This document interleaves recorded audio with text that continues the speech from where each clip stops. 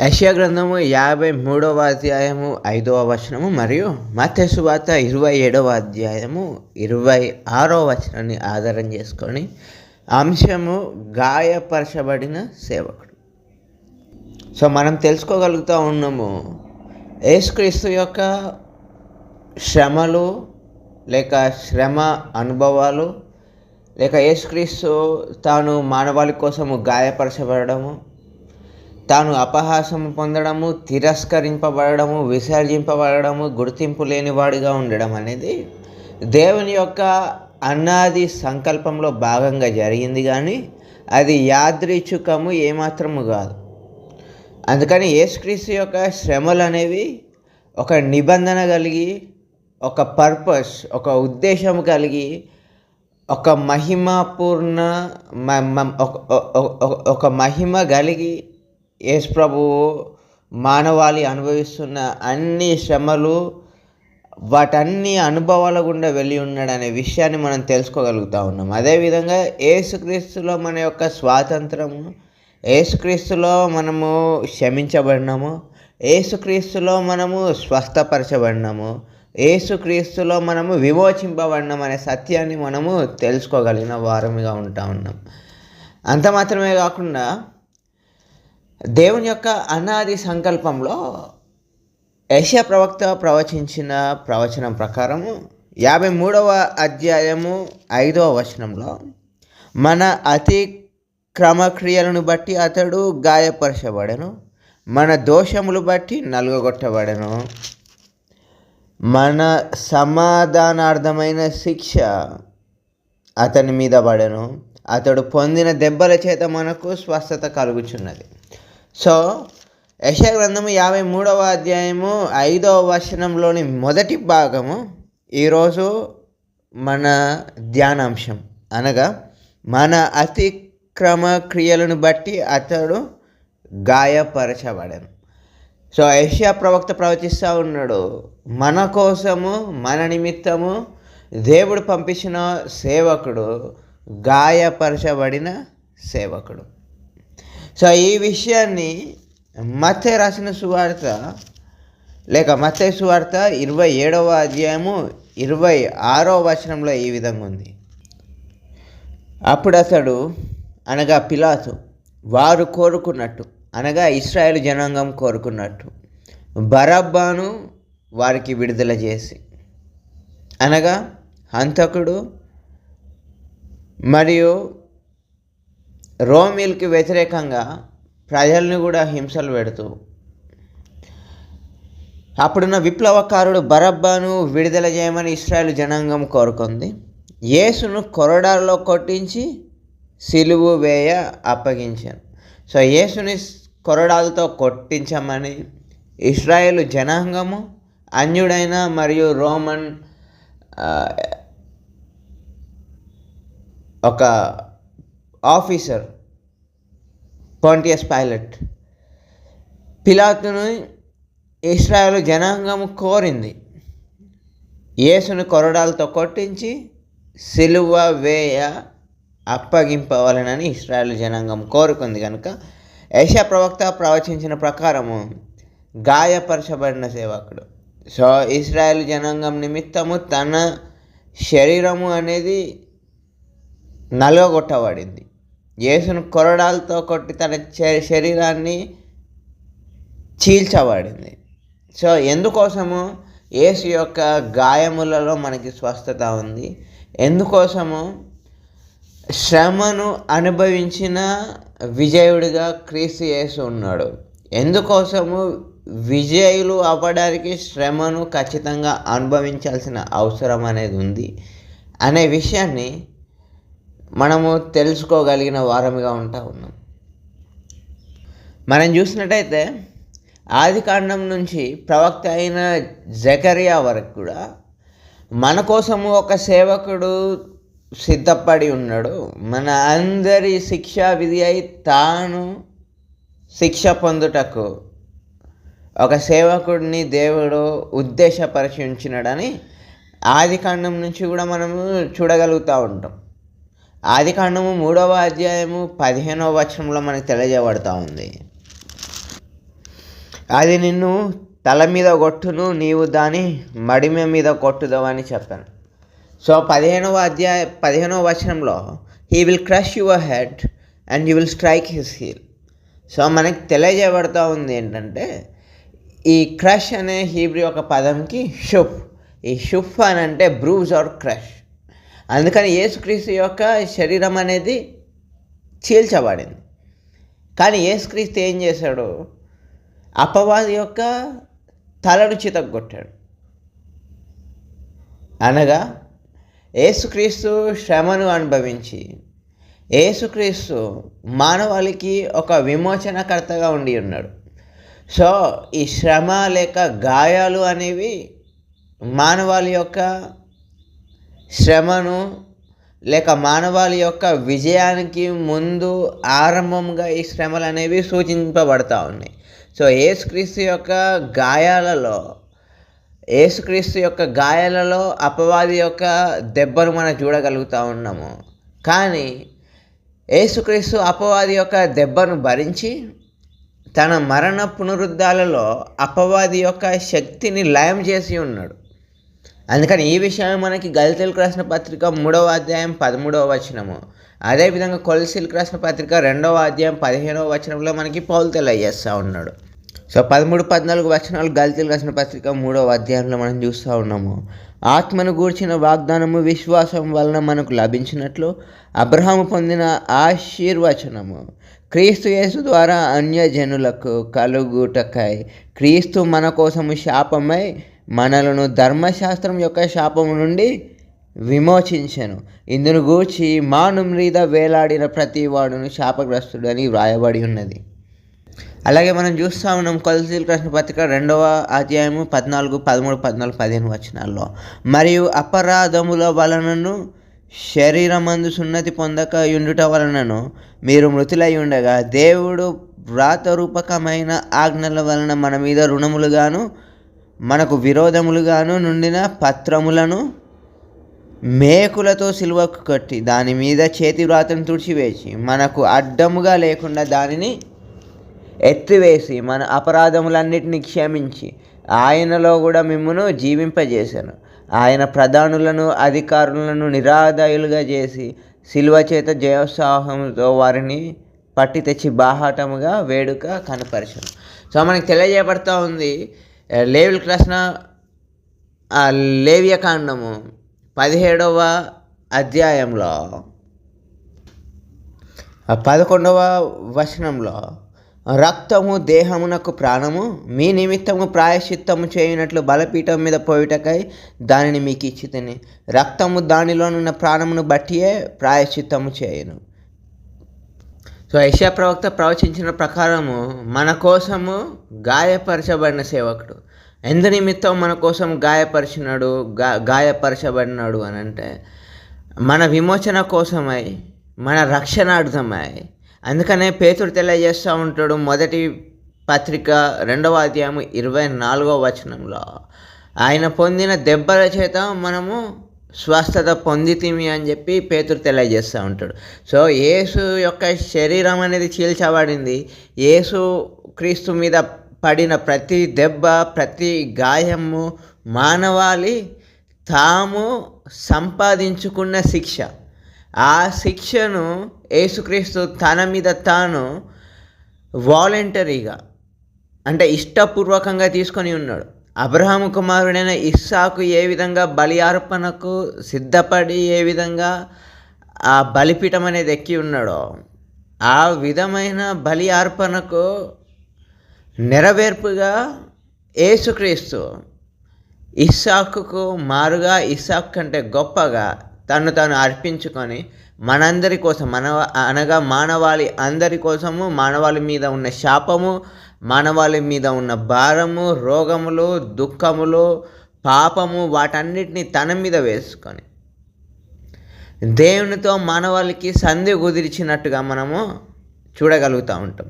So యేసుక్రీస్తు ఎందుకు గాయపరచబడినాడు? యేసుక్రీస్తు ఎందుకు అవమానాన్ని ఎదుర్కొన్నాడు? అవమానాన్ని ఇష్టంగా స్వీకరించినాడు, బాధను భరించినాడు.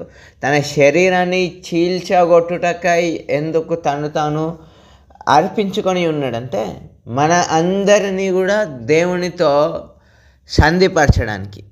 అదే యేసుక్రీస్తు యొక్క ప్రేమ దేవుని ఎడల ఏ విధంగా ఉంది, దేవుని యొక్క ప్రేమ యేసుక్రీస్తు ఏ విధంగా పొందుకొని ఉన్నాడు, ఆ విషయాన్నే యేసుక్రీస్తు ప్రతిస్పందనగా మానవాళికి తెలియజేయడాకై తన్ను తాను నలుగగొట్టుటకు ఇష్టపడినాడు.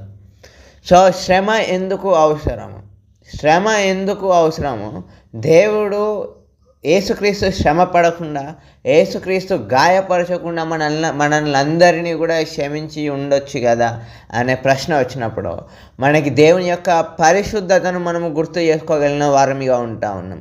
సో దేవుని యొక్క పరిశుద్ధత గూర్చి హబక్కుకు ప్రవక్త 1వ అధ్యాయము 13వ వచనంలో ఈ విధంగా తెలియజేస్తూ ఉన్నాడు.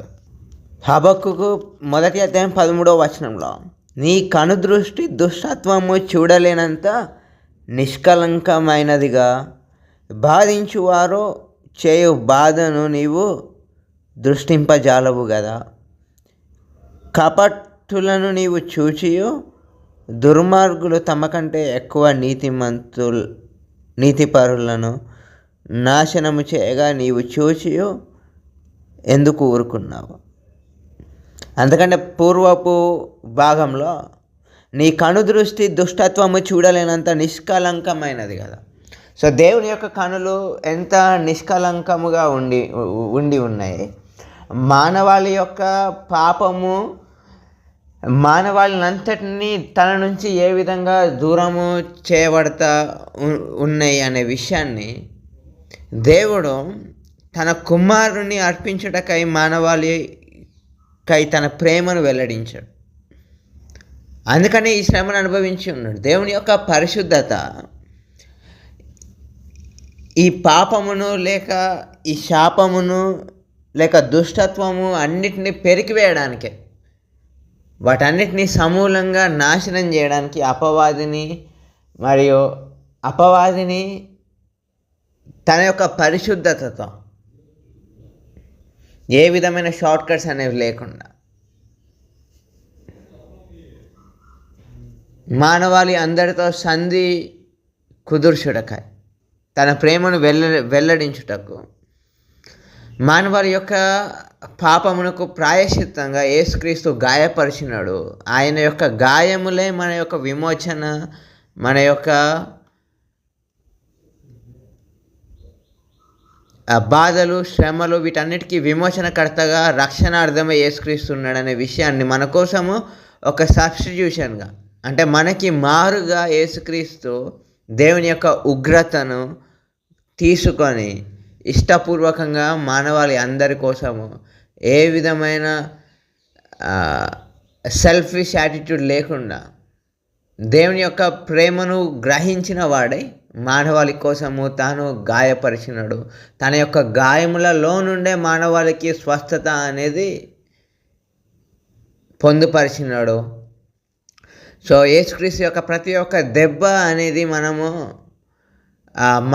మన కోసము తాను వెచ్చించి ఉన్నాడు. సో అది మనకి కృప వలనే అది మనము తీసుకోగలుగుతూ ఉన్నాము. సో అదంతా కూడా మన జీతము. యేసుక్రీస్తు పొందిన ప్రతి దెబ్బ కూడా అది మనము పొందవలసిన ఆ జీతము. ఎందుకంటే మనకి తెలియజేయబడతా ఉంది రోమీయులకు రాసిన పత్రికలో, పాపమునకు జీతము మరణం. పౌలు రోమీయులకు రాసిన పత్రిక 6వ అధ్యాయము 23వ వచనంలో, ఏలయనగా పాపం వలన వచ్చి జీతం మరణము, అయితే దేవుని కృపావరము మన ప్రభు అయిన క్రీస్తు యేసునందు నిత్య జీవము. For the wages of sin is death, but the free gift of God is eternal life in Christ Jesus our Lord. So మనము విమోచించబడినాము, మనము క్రీస్తులో విడుదల చెందబడిన వారిగా ఉన్నాం, మనం క్రీస్తులో స్వాతంత్రం పొందుకొని ఉన్న వారిగా ఉన్నాం, మనం క్రీస్తులో శాంతిని పొందుకున్న వారిగా ఉన్నాము.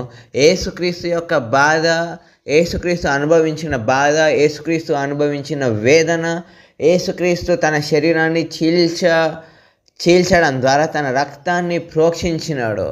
సో యేసుక్రీస్తు యొక్క దెబ్బలు మనకి విమోచన అయి ఉన్నవనే విషయాన్ని మనకి తెలియజేయబడతా ఉంది. మనం కూడా తెలుసుకోగలిగిన వారంగా ఉన్నాము. అదేవిధంగా రక్తం అనేది పాప ప్రాయశ్చిత్తంగా మనము చూస్తూ ఉన్నాము. అందుకని దేవుని యొక్క న్యాయ వ్యవస్థలో రక్తములో జీవం ఉంది కనుక జీవము పొందుటకై జీవాన్ని అర్పించవలసిన అవసరం అనేది ఏర్పడి ఉంది. యేసుక్రీస్తు తాను తన జీవాన్ని అర్పించి తాను పాపము చేయనప్పటికీ తాను పాపమును భరించి ఉన్నాడు. తాను ఎవరిని ఇబ్బంది పెట్టకయో తాను ఇబ్బంది పడి ఉన్నాడు. తాను ఎవరిని దూషించకయో తాను దూషింపబడి ఉన్నాడు. తాను ఎవరిని అపహాసము చేయకయో తాను అపహాసం చేయబడి ఉన్నాడు. సో అందరి యొక్క శిక్ష నిమిత్తము తాను శిక్షను అనుభవించి ఉన్నాడు.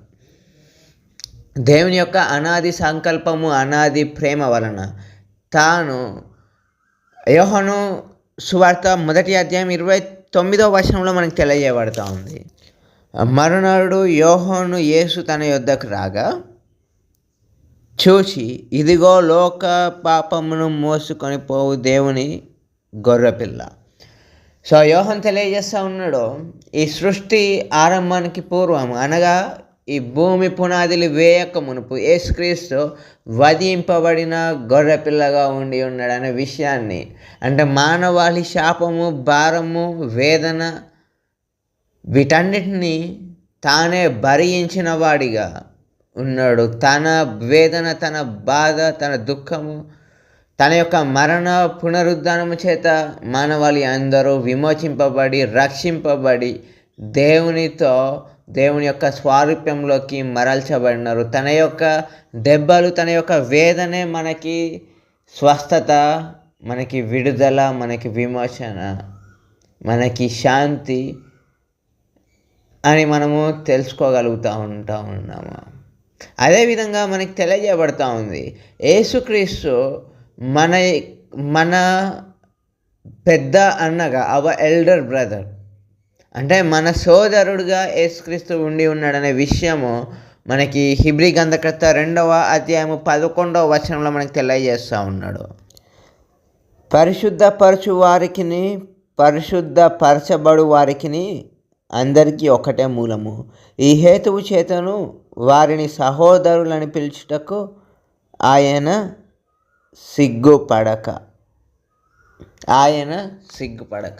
అదేవిధంగా మనము తెలుసుకుంటా ఉన్నాము, పౌలు మనకు తెలియజేస్తూ ఉన్నాడు, యేసుక్రీస్తులోనే మనం చూసినట్టయితే కొలస్సీలకు రాసిన పత్రిక 1వ అధ్యాయము 15-16 వచనాల్లో ఆయన అదృశ్య దేవుని స్వరూపి అయి సర్వ సృష్టికి ఆది సంభూతుడై ఉన్నాడు.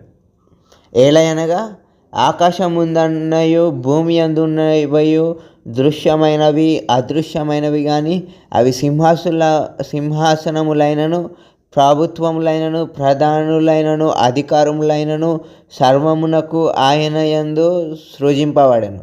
సర్వమును ఆయన ద్వారాను ఆయన బట్టి సృజింపబడెను. ఆయన అన్నిటికంటే ముందుగా ఉన్నవాడు, ఆయనే సమస్తమునకు ఆధారభూతుడు. సంఘము ఆయనే శిరస్సు. సో మనకి తెలియజేయబడతా ఉంది, he's the first Born of all creation. So మనం చూస్తూ ఉన్నాము, ఆయన సమస్తమునకు ఆధారభూతుడు. ఆయన మనకు సహోదరుడుగా ఉండి ఉన్నాడు. అలాగే మనం చూస్తూ ఉంటాము, బోయేసు రూతు కోసము కొంత ధనము వెచ్చించినట్టుగా మనం చూస్తూ ఉంటాం. దాన్ని కిన్మెన్షిప్ అని అంటూ ఉంటారు. సో అదేవిధంగా హీబ్రూలో పదము విమోచనకు గెలువా. సో ఆ విధంగా క్రీస్తు యేసు మానవాళి అందరి కోసము తాను వెల చెల్లించి ఉన్నాడు. క్రీస్తు యేసు మానవాళి కోసము తాను శ్రమను అనుభవించి తన రక్తాన్ని ప్రోక్షించి తాను కల్వరి శిల్వ యాగంలో పస్కా పశువుగా లేక పస్కా గొర్రెపిల్లగా తాను తన రక్తాన్ని ప్రోక్షించి ఉన్నాడు. దేవుని యొక్క ప్రేమను వెల్లడించి ఉన్నాడు. సో యేసుక్రీస్తు యొక్క దెబ్బల చేతనే మనము స్వస్థత పొంది ఉన్నాము. యేసుక్రీస్తు యొక్క దెబ్బల చేత మనము క్షమింపబడి ఉన్నాము. యేసుక్రీస్తు యొక్క దెబ్బల చేత మనము స్వాతంత్రం పొందుకొని ఉన్నాము. యేసుక్రీస్తు యొక్క దెబ్బల చేత మనము విజయులమై ఉన్నాము. యేసుక్రీస్తు యొక్క గాయముల చేత, యేసుక్రీస్తు యొక్క శ్రమ, యేసుక్రీస్తు యొక్క కలువరి శిలువయాగం చేత మనము ఇతరులను క్షమించగలువారిగా ఉన్నాము. మనము ఇతరులను క్షమించగలుగుతూ ఉన్నాము. మనం ఇతరులను ప్రేమించగలుగుతూ ఉన్నాము.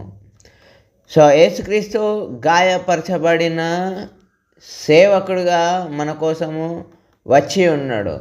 సో యేసుక్రీస్తు మనకి మాదిరికరంగా ఉన్నప్పుడు మనము మన శ్రమలను, మనను ఇతరులు బాధించినప్పుడు, ఆ బాధలలో, వేదనలలో మనము యేసుక్రీస్తు యొక్క స్వారూప్యంలోకి రూపాంతరపరచబడుతూ ఉన్నాము.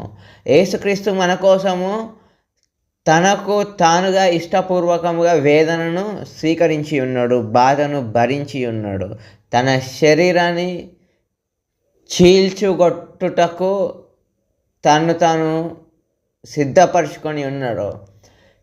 తాను పొందిన ప్రతి దెబ్బ కూడా మానవాళి యొక్క విమోచన, విడుదలకు, మానవాళితో దేవుని సంధి చేర్చుటకై తాను వేదనను అనుభవించి ఉన్నాడు. ఆ వేదన, ఆ బాధ అనేది యాదృచ్ఛికం కాదు, కానీ యేసుక్రీస్తు తాను ఒక నిర్ణయం తీసుకొని తన శరీరాన్ని చీల్చగొట్టుటకై ఇష్టపడినాడు. తన రక్తాన్ని ప్రోక్షించుటకు ఇష్టపడినాడు.